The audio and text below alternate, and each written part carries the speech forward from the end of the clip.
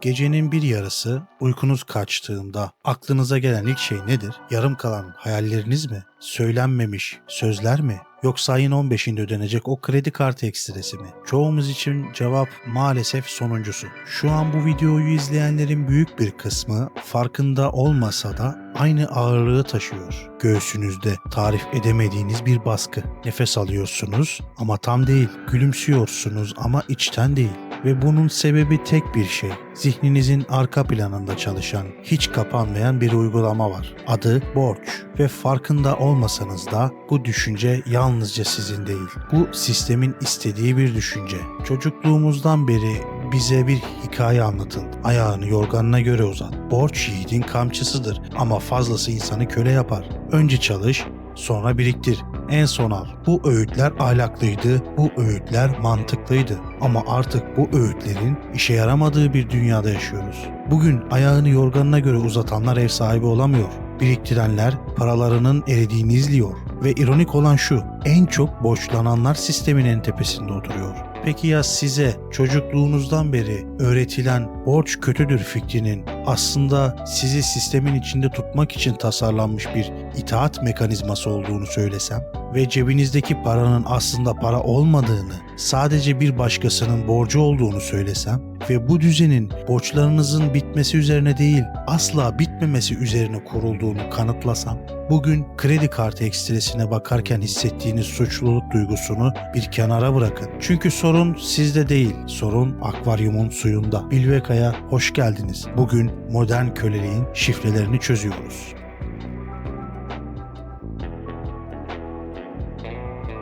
Bu hikayeyi anlamak için zamanı biraz geri sarmamız gerekiyor. Takvimlerinizi 15 Ağustos 1971 tarihine ayarlayın. O güne kadar dünyadaki her kağıt paranın banka kasalarında duran gerçek bir karşılığı vardı. Altın. Para sınırlıydı, dolayısıyla borçla sınırlıydı. Ama o gün Amerika Birleşik Devletleri Başkanı Richard Nixon kameraların karşısına çıktı ve modern dünyanın en büyük sihirbazlık numarasını yaptı. Doların altınla olan bağını kopardı. Bu dünya para sisteminin emniyet kemerini çıkarmasıydı. Araba artık daha hızlı gidiyordu ama kaza kaçınılmazdı. Artık paranın arkasında fiziksel bir değer yoktu. Sadece devlete olan güven vardı. Buna fiyat para sistemi dendi. O günden sonra barajın kapakları açıldı. Para basmak için altın çıkarmaya gerek kalmadı. Bir matbaa, bir tuş. Bugün ise sadece bir ekran. Para sınırsızlaşınca borç da sınırsızlaştı. Ve sistem bize şunu fısıldadı. Artık sınır yok. Geleceğini bugünden harcayabilirsin.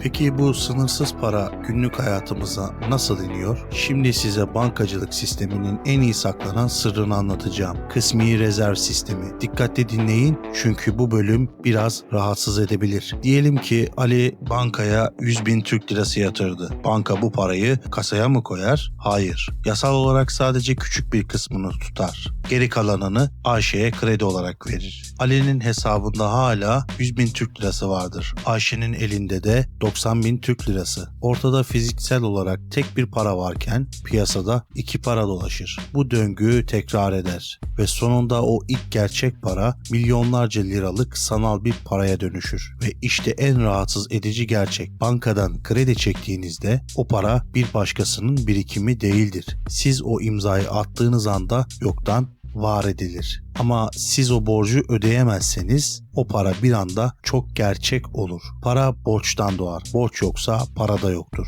Eğer bugün herkes borcunu ödese ceplerinizdeki paralar buharlaşırdı. Sistem borcun bitmesini istemez. Çünkü borç biterse oyun biter. Peki biz neden bu oyuna gönüllü oluyoruz? Burada sahneye bir filozof çıkar. Denis Diderot. Diderot'a bir gün çok şık bir sabahlık hediye edilir. Sabahlık o kadar güzeldir ki eski masası ona yakışmaz. Masa değişir, halı değişir, koltuklar, tablolar. Sonunda Diderot borç içinde kalır ve şunu söyler. Eski sabahlığımın efendisiydim. Yeni sabahlığımın kölesi oldum. Buna bugün Diderot etkisi diyoruz. Yeni bir telefon alırsınız, yanına kulaklık gerekir, kılıf gerekir, saat gerekir. Bu bir ihtiyaç değil, bu bir kimlik inşasıdır. Ve kimliğini satın almak zorunda kalan insan aslında kimliğini kaybetmiştir. Sistem bunu bilir. Sosyal medyadaki vitrini bu yüzden kurar. Bize sürekli şunu fısıldar. Eksiksin. Ve insan eksik hissetmemek için geleceğini satmaya razı olur. Sonra ne olur? Adına fare yarışı dediğimiz döngü başlar. Borçlandıkça çalışırsınız, çalıştıkça yorulursunuz. Yoruldukça kendinizi ödüllendirmek istersiniz ve tekrar borçlanırsınız. Bunu ilk fark edenler ekonomistler değil, filozoflardı. Michel Foucault der ki, modern iktidarın zincire ihtiyacı yoktur. Çünkü borç en iyi gardiyandır. Patronunuza kapıyı çarpıp çıkmak istersiniz ama ayın 15'i gelir aklınıza. Kredi, okul taksiti, faturalar ve kapıyı çarpamazsınız. Borç insanı uysallaştırır. Borç insanı risk almaktan korkutur. Borç sizi çarkın dişlisi yapar. O otomatik ödeme mesajı var ya, işte o modern köleliğin zincir sesidir. Ben borçlanmıyorum, biriktiriyorum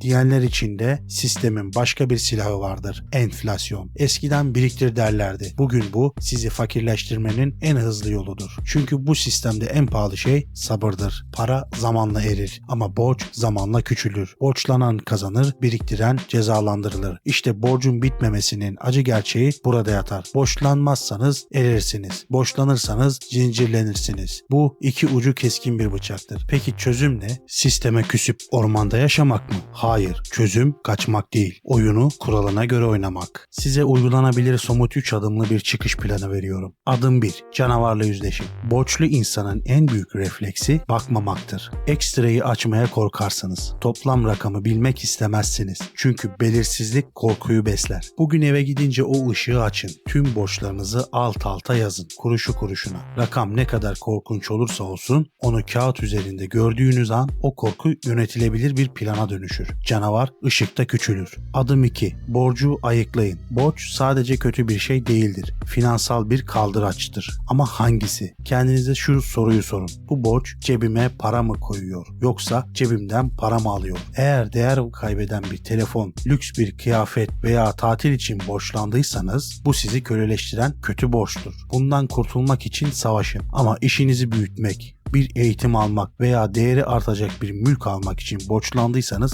bu sizi büyüten iyi borçtur. Zenginler borçtan korkmaz. Onlar kötü borçtan korkar. Siz de öyle yapın. Adım 3. 72 saat kuralı. Sistem sizin o anlık dürtülerinizden yani dopamin ihtiyacınızdan beslenir. Buna karşı en büyük kalkanınız beklemektir. Bir şeyi satın almak istediğinizde kendinize 72 saat süre verin. Sepete ekleyin ama öde tuşuna basmayın. 3 gün sonra o dopamin etkisi geçtiğinde %80 ihtimalle o şeye aslında ihtiyacınız olmadığını fark edeceksiniz. Bu bir tasarruf yöntemi değil, bu bir irade antrenmanıdır. Ve son olarak stratejik minimalizm. Bunu sadece az eşya olarak görmeyin. Minimalizm sistemin size dayattığı sen sahip oldukların kadarsın yalanına bir başkaldırıdır. Harcamadığınız her kuruş, satın almadığınız her gereksiz eşya sizin gelecekteki özgürlüğünüzden bir parçadır. Bu bir cimrilik değil, bu bir öz savunmadır. Şunu unutmayın, borçtan kurtulmak zaman alabilir. Aylar, belki yıllar sürebilir. Ama borcun sizin kimliğiniz olmasına izin vermemek. İşte o bugün başlayabileceğiniz bir şey. Siz borcunuz değilsiniz. Siz bankadaki bakiyeniz değilsiniz. Cüzdanı özgürleştirecek tek şey önce zihni özgürleştirmektir. Burası Bilveka. Bir sonraki videoda görüşmek üzere.